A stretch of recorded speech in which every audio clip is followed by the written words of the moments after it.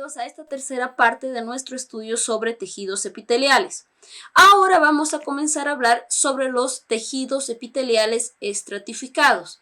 Como ya habíamos aprendido, los estratificados van a ser aquellos tejidos que tienen dos o más capas. El nombre de estos epitelios va a venir por la última capa, es decir, la capa apical, la que está más hacia la superficie. Entonces, comencemos por el epitelio pavimentoso estratificado. A veces uno escucha los nombres y piensa que es algo muy difícil, pero sin embargo, todas estas palabras son nuestras amigas, son nuestras cómplices, porque nos van a ayudar a determinar cómo es este epitelio y qué forma tiene. Por ejemplo, epitelio pavimentoso, ya nos está diciendo que su capa apical son planas. Estratificado nos está diciendo que tiene dos o más capas. Y en la descripción vamos a ver lo mismo. Dos o más capas de células pavimentosas en la capa apical y las demás capas, es decir, las que están hacia abajo, pueden ser cúbicas o pueden ser cilíndricas.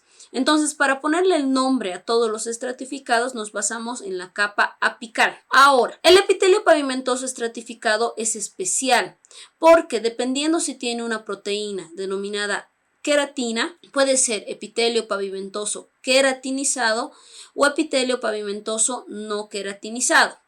¿Y qué será la queratina? La queratina va a ser una proteína intracelular, esa es pregunta de examen, está siempre dentro de las células, las cuales se encuentran por lo general en la base y van secretando queratina y el metabolismo de estas células también va desapareciendo hasta que en un punto, en la última capa, vamos a ver que liberan la queratina y finalmente la célula muere. Eso es muy importante de recordar y va a ser ampliado en el tema de piel. Y si no tiene queratina, va a ser el no queratinizado. ¿Perfecto? ¿Cuáles serán sus ubicaciones? La queratina es una proteína intracelular, pero que a su vez le da a los tejidos dureza, le da protección. Entonces se va a encontrar en lugares como la piel. La piel, el órgano más grande del cuerpo, nos protege frente a abrasiones, quemaduras, el calor, protege la temperatura. Una forma de imaginarse cómo es o cuáles son las funciones de un órgano es imaginarnos que no tenemos ese órgano. Digamos una persona que ha sufrido una quemadura aquí en el antebrazo grande. ¿Qué va a pasar con ese paciente? Primero va a estar desprotegido, puede tener una infección. Entonces pensemos, ¿qué función tiene la piel? Protegernos frente a microorganismos. Siguiente, va a perder gran cantidad de calor y de líquido. Por tanto, ¿cuál es la misión de la piel? Mantener nuestra temperatura y mantener la cantidad de líquido. Tercero, puede hacer que puedas lesionar órganos que estén internos. Por tanto, la piel cumple la principal función de protección frente a lesiones. ¿Perfecto? Entonces, ¿cuáles son sus funciones? Protección. La primera línea de defensa contra microorganismos, eso es importante, es la que nos va a defender antes que el sistema inmunitario celular. Hacia abajo, el no queratinizado, ¿dónde se encontrará? También se va a encontrar en superficies y vamos a decir en todas las superficies húmedas. ¿Cuáles serían superficies húmedas? Las que nosotros vamos a conocer como mucosas, por ejemplo, la mucosa bucal, la mucosa vaginal y todo lugar donde encontremos humedad. Asimismo va a recubrir parte de la lengua, que en parte también es húmeda. ¿Cuáles serán sus funciones? Las mismas que el epitelio queratinizado. Protección y ser nuestra primera línea de defensa frente a microorganismos. Entonces, ¿qué tenemos que recordar de esto? Que la capa apical es la que da el nombre, primero. Segundo, que el epitelio pavimentoso, dependiendo si tiene o no tiene queratina, va a ser queratinizado y no queratinizado. Queratinizado en piel, eso hay que recordarlo porque lo vamos a volver a estudiar. Y no queratinizado en mucosas. Perfecto, sigamos. Ahora tenemos el epitelio cúbico estratificado. ¿Qué nos quiere decir? Que son varias capas y que la capa apical va a ser cúbica. Normalmente este epitelio es bastante infrecuente, se va a encontrar en los siguientes lugares que son conductos de las glándulas sudoríparas, en las glándulas esofágicas del adulto y solo parte de la uretra masculina. Sus funciones son secreción, protección y absorción, pero son limitadas, son bastante limitadas. Entonces, de lo que tenemos que saber de este epitelio es que es infrecuente y sus funciones son sumamente limitadas. Después tenemos al epitelio cilíndrico estratificado, el cual también son varias capas y la capa apical va a estar dada por células cilíndricas. También se considera un epitelio infrecuente. Su ubicación es parte de la uretra, conductos secretores de glándulas grandes, también en parte de la mucosa anal y parte de la conjuntiva del ojo. Sus funciones básicamente protección y secreción. Estos dos son bastante infrecuentes, están en ciertos lugares específicos, puede ser pregunta de examen, hay que memorizarlos. Sigamos. Epitelio de transición. Además de los epitelios que hemos ido mencionando, que solamente tenían una característica todo el tiempo, existe este tipo de epitelio que, como su nombre dice, varía. En algún momento puede tener una forma y en otro momento otra forma. Uno de los más claros ejemplos y su ubicación principal es la vejiga urinaria. La vejiga urinaria, cuando está relajada, cuando está vacía, cuando no tienes ganas de ir al baño, normalmente su capa apical de este epitelio que es estratificado va a ser de células cúbicas. Pero ¿qué pasa si tomas 3 litros de agua y no vas al baño? La vejiga va a comenzar a llenarse con orina y se va a comenzar a estirar, cual si fuera un globo. Se estira y la capa apical ya no van a ser células cúbicas, van a ser células planas. Es por eso que varía de epitelio pavimentoso estratificado a epitelio cúbico estratificado. Tiene esas dos presentaciones. ¿Dónde se va a encontrar? Además de en las paredes de la vejiga, lo vamos a encontrar en parte de la uretra, como vemos aquí, y parte de los uréteres. Su función principal, obviamente, va a ser el estiramiento. Perfecto, sigamos. Hemos visto hasta ahora toda una serie de dibujos de los epitelios. Ahora lo que quiero que hagamos es una pequeña práctica viendo cómo se ven realmente estas estructuras vistas a un microscopio. Por ejemplo, aquí, ¿qué es lo que vemos? Vamos a ir marcando. Podemos ver estas células que tienen una forma cilíndrica, ¿verdad? Y solamente es una capa. Entonces, ¿qué epitelio será? Epitelio cilíndrico simple. Sus células, como ya hemos aprendido, se van a encontrar hacia la cara basal.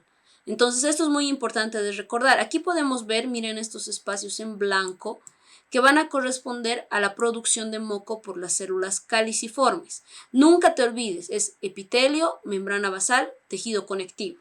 Veamos otro. Este es bien interesante. Aquí vamos a ver el interior de un vaso sanguíneo. Recordemos, el endotelio donde se encontraba epitelio pavimentoso simple. Entonces, este es un vaso sanguíneo que aquí podemos ver una fila, esta chiquitita que estoy marcando aquí, una hilera de células pavimentosas que están envolviendo a este vaso sanguíneo. Alrededor de ellos también podemos encontrar células musculares lisas y luego ya fibras de colágeno. Esto es un vaso sanguíneo.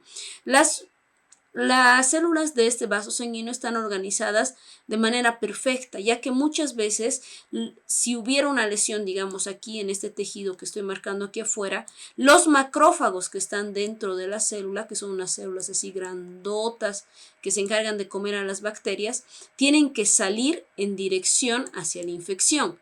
Si este epitelio fuera grueso o tuviera muchas capas, estos macrófagos no podrían atravesarlo. Entonces, otra vez les recuerdo lo que ya habíamos hablado. El órgano hace la función hacia el órgano. ¿Listo? Sigamos. Aquí, por ejemplo, podemos ver células cúbicas estratificadas que al distenderse se pueden convertir en células planas estratificadas. ¿Qué epitelio es ese? El que se convierte. El de transición. Entonces, este es un ejemplo. Aquí, por ejemplo, podemos ver células cúbicas que están en una sola hilera, por tanto va a ser epitelio cúbico simple. Recordemos, ¿dónde se encontraba el epitelio cúbico simple? En conductos de varias glándulas, ¿no? Este es un conducto, como estamos viendo. Aquí podemos ver una serie de capas, entonces va a ser estratificado. La última capa corresponde a células planas, por tanto va a ser epitelio pavimentoso estratificado. Y todo esto que estamos viendo aquí, que parecen cabellos si quieren, o líneas así, que no son células, va a ser la queratina. Entonces es epitelio pavimentoso estratificado queratinizado. ¿Dónde se encuentra? En la piel, muy bien, se encuentra en la piel y esta es una foto, ¿no? De nuestra piel real vista al microscopio. Ahora aquí tenemos una serie de células que también están en capas, por tanto va a ser estratificado. La última capa es de células planas, pero no tiene queratina. ¿Qué será? epitelio pavimentoso, estratificado, no queratinizado.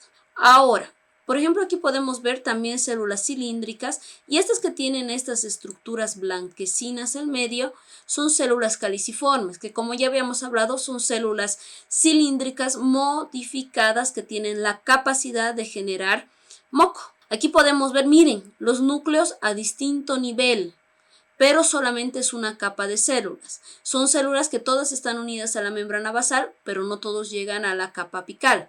¿Qué será? Va a ser el epitelio pseudoestratificado cilíndrico, ¿verdad? Es pseudoestratificado, como ustedes están viendo, hasta pareciese visto al microscopio que tiene varias capas, pero no tiene varias capas, es solamente una, pero sus núcleos se encuentran a distintos niveles de organización, por eso pareciese muchas células. Finalmente vamos a ver al epitelio glandular. Al inicio habíamos dicho que los epitelios se dividían en epitelios de revestimiento y el epitelio glandular.